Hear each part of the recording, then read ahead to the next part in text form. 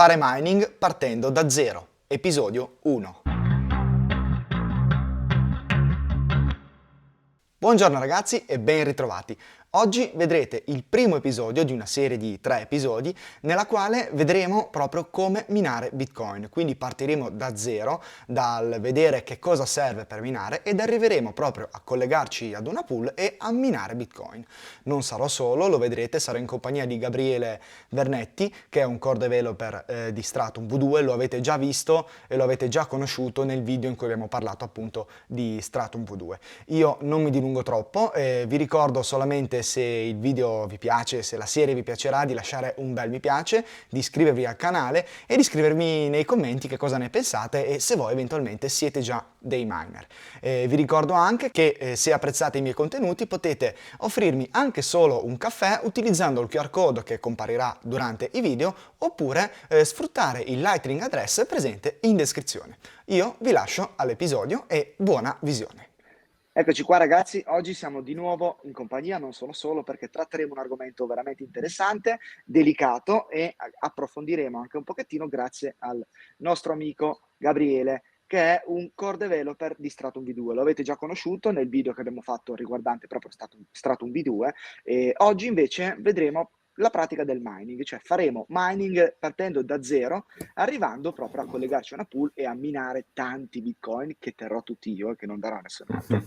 No scherzo, ovviamente qui vedete già inquadrato c'è un ASIC, un S9 che serve semplicemente a scopo diciamo educativo e for fun proprio, perché ovviamente con questi tipi di macchine oggi diciamo non è più possibile essere competitivi, però comunque lo vedremo nel dettaglio. Intanto se vuoi fare un saluto, Gabri. Grazie Black, come sempre, un piacere per me essere qui e per dettagliare un po' più nella pratica, ecco, quello che magari a livello teorico i tuoi follower hanno già potuto cogliere nei tuoi video, quindi super gasato per questo. Sì, dai, allora io direi di partire, intanto noi abbiamo una sorta di scaletta, quindi partiremo più o meno dalle linee generali da capire che cos'è il mining, faremo di nuovo un'infarinatura anche se sul mining ho già fatto un video, quindi magari vi invito ad andarvelo a vedere, che comunque non va completamente nel dettaglio, però vi dà appunto un'infarinatura su che cosa consiste il mining, che cosa fa un miner, ok? Quindi partiremo da lì, vedremo che cosa serve per fare mining, quali sono i vari costi, i vari ed eventuali. Allora, io direi di partire appunto su che cos'è il mining. Vediamo se Gabriele ci dà una lettura, anzi sicuramente ci darà una lettura un po' diversa e un po' più approfondita. Prego, Gabri.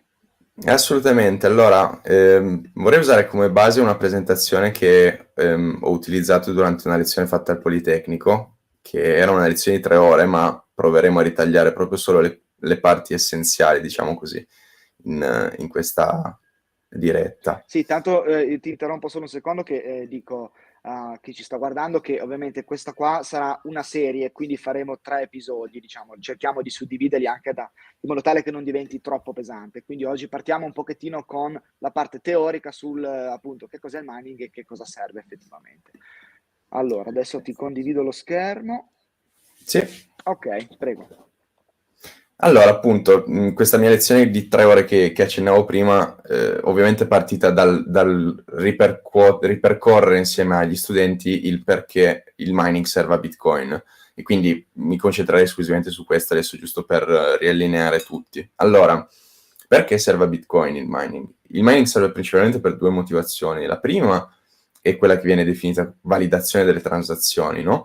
Che significa appunto che voi in questo modo potrete essere sicuri che la vostra transazione eseguita nella rete Bitcoin sia effettivamente validata e confermata da tutti i nodi della rete.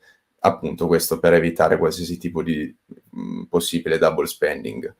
La seconda funzionalità ovviamente del mining, perché è necessario per Bitcoin, è quella che è l'emissione dei nuovi Bitcoin, che appunto dopo andremo a vedere in che modo avviene.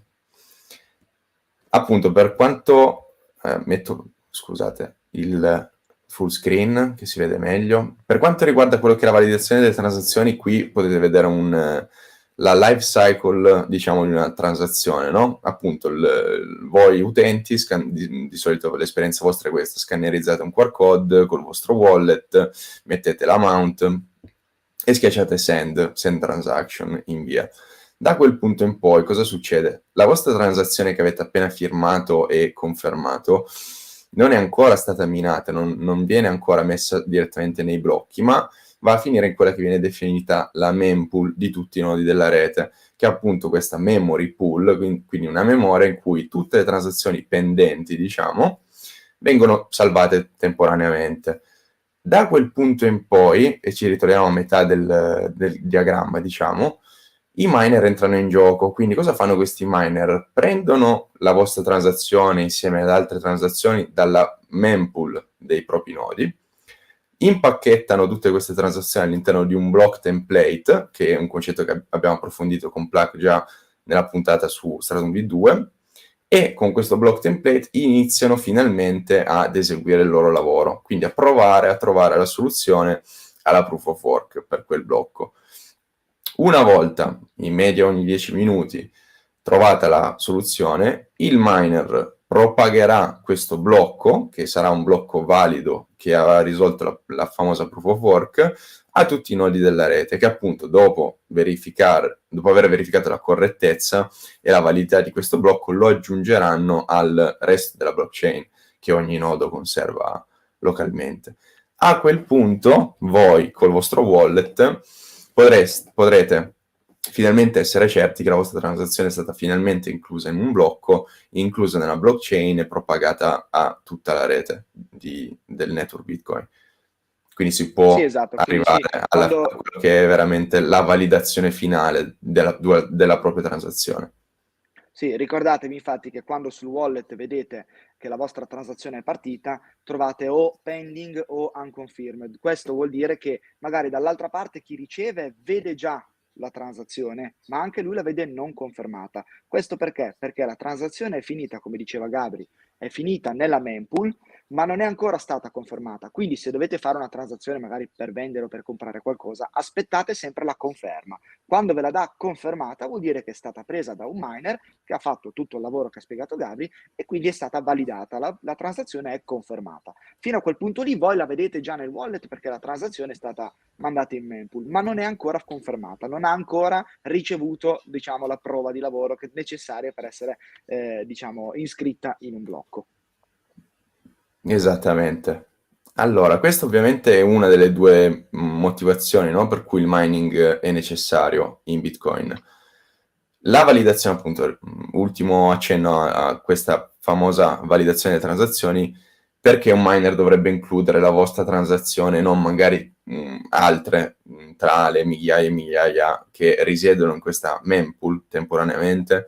Ovviamente il miner sappiamo benissimo che potrà includere dalle 4 a 5.000 transazioni in media, perché la quantità massima è determinata dal fatto che un blocco che conterrà tutte queste transazioni è limitato, quindi ovviamente sceglierà la vostra transazione nel caso di prima esclusivamente basandosi su quanto è la fee, la commissione che voi decidete di pagare nel momento in cui fate la transazione. Ovviamente per incentivo economico diretto un miner sarà più ingolosito, diciamo, da una transazione che paga più commissione rispetto alle altre. E in questa slide semplicemente vedete un blocco a caso con sottolineato l'ammontare di tutte le commissioni, no, prese da tutte le transazioni incluse in questo specifico blocco. La seconda motivazione, appunto, per cui il mining di Bitcoin è necessario per la rete è l'emissione dei nuovi Bitcoin, quindi l'emissione di nuova moneta. Ora, saprete già tutti, ovviamente, che l'hard cap di Bitcoin è fissato a 21 milioni di coin, che ovviamente sono 21 milioni da moltiplicare a 100 milioni di Satoshi, che è l'unità base di Bitcoin. Ad ogni modo, questa slide semplicemente vi fa vedere il grafico, non è aggiornatissima, nel senso che lì, come vedete, punta al 28 febbraio 2023. Ad ogni modo, siamo più o meno in questa fase, quindi la maggior parte di Bitcoin è già stata minata, siamo sui 19 milioni e si arriverà ovviamente asintoticamente a 21 milioni nel 2140 più o meno. Quindi, come funziona questa emissione di nuovi Bitcoin? Come già abbiamo accennato prima, le regole di Bitcoin impongono che un blocco viene minato e trovato ogni 10 minuti in media. Quindi questo è il ritmo, diciamo, dell'attività di mining in Bitcoin. Un altro concetto base è dove avviene questa emissione dei nuovi Bitcoin, quindi la stampa dei nuovi Bitcoin. Avviene in quella transazione speciale chiamata Coinbase Transaction, che è la primissima transazione contenuta in ogni blocco, che potete esplorare meglio in qualsiasi block explorer. Quindi in questa Coinbase Transaction che cosa c'è? C'è un unico input che racchiude appunto la ricompensa data dal blocco più la somma di tutte le commissioni e le fee collezionate dalle transazioni contenute nel blocco, che viene assegnato unicamente al miner che trova la soluzione a questo blocco. Scusate. Quindi questa transazione Coinbase Transaction è la transazione più fondamentale, direi, per l'emissione dei nuovi Bitcoin, dato che appunto è la consistenza stessa dell'emissione dei nuovi Bitcoin, che avviene in questo modo, ricompensando il miner che appunto trova la proof of work, la soluzione alla proof of work. Un altro concetto ovviamente chiave è, ma se si trova un blocco ogni 10 minuti, quindi ogni 10 minuti vengono stampati nuovi Bitcoin, come possibile che si può calcolare l'emissione totale a 21 milioni nel 2140? Ovviamente perché entra in gioco un altro meccanismo, di cui sicuramente avrete già sentito parlare, che è chiamato halving. Questo halving non è nient'altro che il dimezzamento periodico di ogni 4 anni circa di quello che viene definito il block subsidy, cioè la quantità fissa di Bitcoin che viene generata e indirizzata al miner vincente. Come potete vedere nell'immagine qui a fianco, nel 2009, quindi appena partito il software Bitcoin, la ricompensa, il block subsidy, era costituita da 50 Bitcoin, quindi ogni miner acquisiva, una volta trovata la soluzione al proof of work, 50 nuovi Bitcoin. Nel 2012 c'è stato il primo halving, il primo dimezzamento di questa ricompensa, si è passati a 25, poi a 12,5, poi a 6,25 e poi a 3,125, come nei giorni odierni, insomma. Sì, anche qui c'è già un video, ragazzi, proprio legato all'halving, quindi se volete approfondire ancora un pochettino di più ve lo cercate sul mio canale e lo trovate, via, quindi possiamo andare oltre. Assolutamente. Questa slide ovviamente faceva partire degli approfondimenti enormi su quello che è veramente la proof of work, andando a dettagliare veramente in che cosa consiste. Ora non starei a dettagliare troppo, ma ovviamente questa lezione, come vi dicevo, l'ho fatta al Politecnico di Torino un anno fa circa, è stata registrata e i ragazzi di Bitpolito stanno lavorando appunto nell'editing e mi hanno detto tra l'altro non troppo tempo fa che a breve sarà disponibile sul canale di Bitpolito su YouTube. Quindi sicuramente per chi vorrà approfondire ulteriormente anche solo da un punto di vista teorico che cos'è questa benedetta proof of work, su che cosa viene fatto la SHA-256, il concetto di difficulty adjustment e i temi energetici, ovviamente invito tutti ad approfondire tramite quella lezione che ho appena citato. Sì, e appena uscirà, spero di ricordarmi, magari metto in descrizione anche il link direttamente al video, così eventualmente poi ce l'abbiamo già anche inglobato nella descrizione di questi video che escono. Perfetto. Allora, continuando sempre sulla scia del in che cosa consiste il mining e che cosa serve per fare il mining, vi ho lasciato con quell'ultima slide dove c'era appunto un bellissimo S9 che potete vedere qui in videocamera filmato. Sì, allora ve lo faccio vedere anche un pochettino meglio. Sì. Guardate. Ecco, allora io intanto adesso ve lo comincio a far vedere. Questo qua diciamo è il computer, il macchinario vero e proprio che si occupa di fare diciamo tutto quel lavoro di cui abbiamo parlato prima. Vedete? Allora, questo qua è un bel aggeggino, è vecchiotto, quindi è come se fosse, mi sembra che Tartelkut l'avesse soprannominato come il 3310 degli ASIC, nel senso che è indistruttibile, però ovviamente adesso non ha la potenza per poter competere con i nuovi macchinari che ci sono oggi in circolazione, ecco. Però questo qua comunque è un bel aggeggino con il suo alimentatore che vedete qua. Adesso poi comunque non preoccupatevi che lo andiamo a vedere un pochettino più nel dettaglio. Comunque diciamo che per fare mining, vabbè, ovviamente la prima cosa che è necessaria è una connessione a internet, no?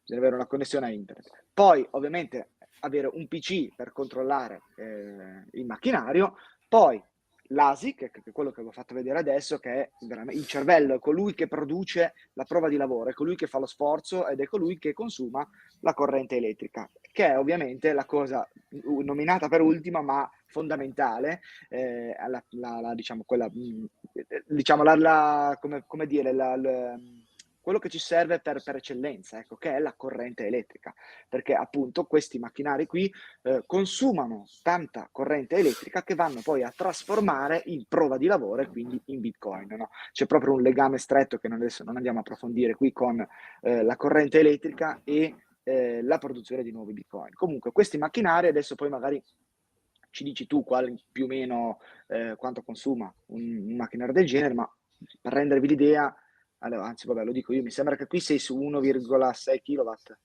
più o meno, 2 Sì, kW, leggermente meno. esagerando. Sì. 1,5 kW, quindi tenete conto che voi se lo mettete in casa, anche per farvi capire che prima vi dicevo è giusto per divertimento, voi se lo tenete in casa avete 1,5 kW occupato sui vostri 3 kW diciamo di corrente, di potenza casalinga, avete 1,5 kW occupato costantemente, senza considerare anche altra cosa che vedremo poi quando lo accenderemo, il rumore, perché fa un rumore veramente assurdo, e il calore. Quindi diciamo che in casa, a meno che uno non ha diciamo, o i pannelli solari dove ha appunto corrente in eccesso o comunque una stanza, una zona dove può metterlo senza averlo di fianco al letto o al divano, diciamo che è giusto per divertimento, per capire come funziona il mining e per metterci le mani sopra, ecco.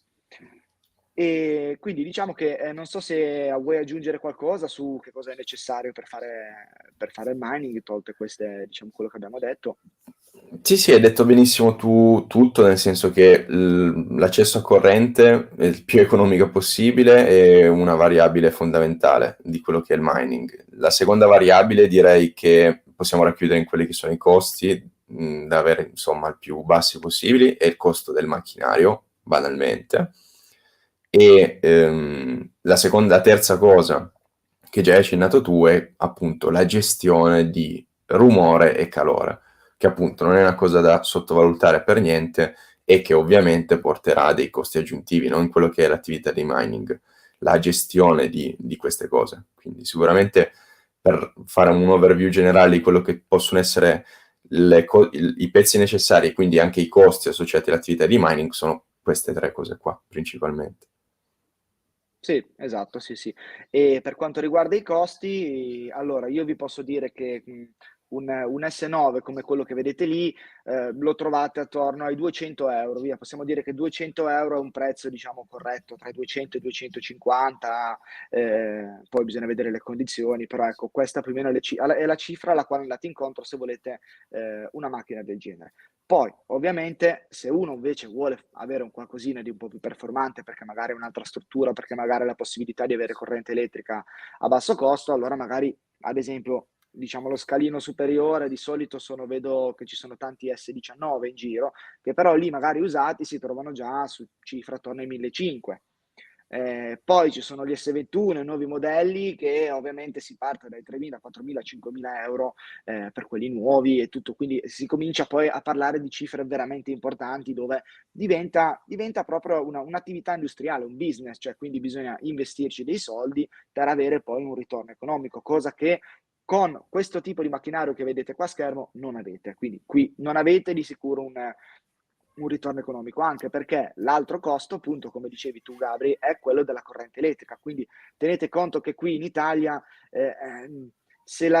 a 20 centesimi siete già veramente fortunati ad avere la corrente a 20 centesimi al kilowatt, però poi tanto se non sono 20 sono 25, 28 centesimi al kilowatt e ovviamente diciamo che recuperate forse, se vi va bene, un 30% di quello che spendete in corrente. Ecco, quindi uno è libero di fare quello che vuole, può decidere è antieconomico, ma può decidere di farlo lo stesso, quindi di avere dei bitcoin puliti, freschi di conio, quindi nella maniera più privacy oriented possibile, pagandoli ovviamente molto molto di più se si attacca, diciamo, alla corrente casalinga. Se invece ha dei pannelli, perché magari si è fatto l'impianto per casa, perché anche lì fare un impianto fotovoltaico esclusivamente per collegare poi magari una o due macchine di queste non ha senso, perché ovviamente oggi l'impianto fotovoltaico ha un costo che o ne fai il tuo business, quindi è un conto, se no proprio a livello casalingo mette male. Se voi già avete un impianto, magari avete i 6 o i 12 kW di accumulo, avete della corrente che non utilizzate,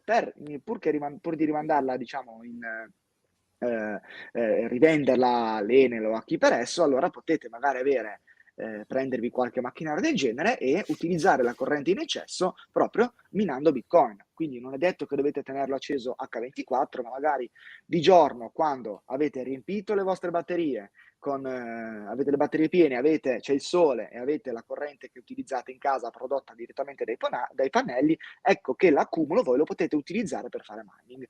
Poi di notte ovviamente magari lo spegnete, perché l'accumulo vi servirà per far andare gli elettrodomestici che avete in casa, però questa può essere una soluzione magari ottimale per chi appunto si trova in questa situazione qua. Da non escludere, perché potrebbe veramente essere un'idea molto interessante utilizzare l'eccesso di corrente in questa maniera qua. Assolutamente, assolutamente, super d'accordo con tutto quello che hai detto.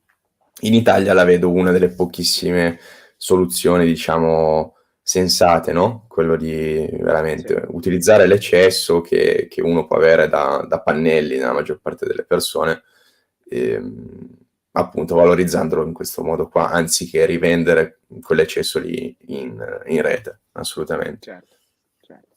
Va bene ragazzi, allora io direi che per questa prima parte diciamo di introduttiva di video legata al mining abbiamo concluso. Quindi abbiamo visto più o meno in che cosa consiste il mining, che cosa serve per fare mining, quindi lo ripetiamo, serve, mettiamola per primo questa volta, corrente elettrica al più basso costo possibile, prima di tutto. Poi serve un ASIC o diciamo, un macchinario, una macchina, un computer che sia atto a fare il mining, quindi a fare lo SHA-256 il maggior numero di volte possibili in un secondo.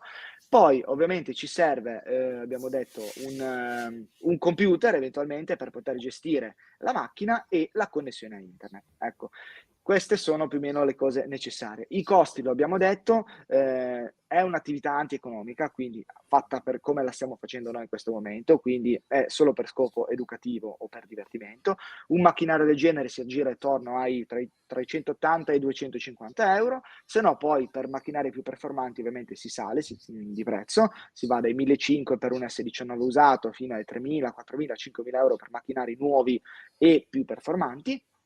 I costi ovviamente sono fondamentali, sono quelli della corrente elettrica, quindi dovete avere la corrente elettrica al minor costo possibile e la situazione ideale è quella di avere già un impianto in casa vostro con i pannelli fotovoltaici e l'accumulo utilizzarlo per far andare un ASIC e per minare il Bitcoin. Ecco. E poi ovviamente magari, questo non l'abbiamo citato, ma un eventuale costo aggiuntivo potrebbe essere quello legato a varie modifiche che volete fare all'ASIC, per esempio cambiare le ventole. Adesso ve le faccio vedere queste ventole qui. Queste qua eventualmente si possono cambiare e mettere delle ventole più silenziose. Non è che diventa silenzioso il macchinario, semplicemente fa un pochettino meno rumore. Questo può essere un costo, oppure gli eventuali costi di manutenzione, ecco, che per magari varie problematiche che possono sorgere. Io direi che abbiamo fatto una bella panoramica. Ragazzi, per questo video è tutto e ci vediamo mercoledì prossimo con il secondo episodio. Ciao!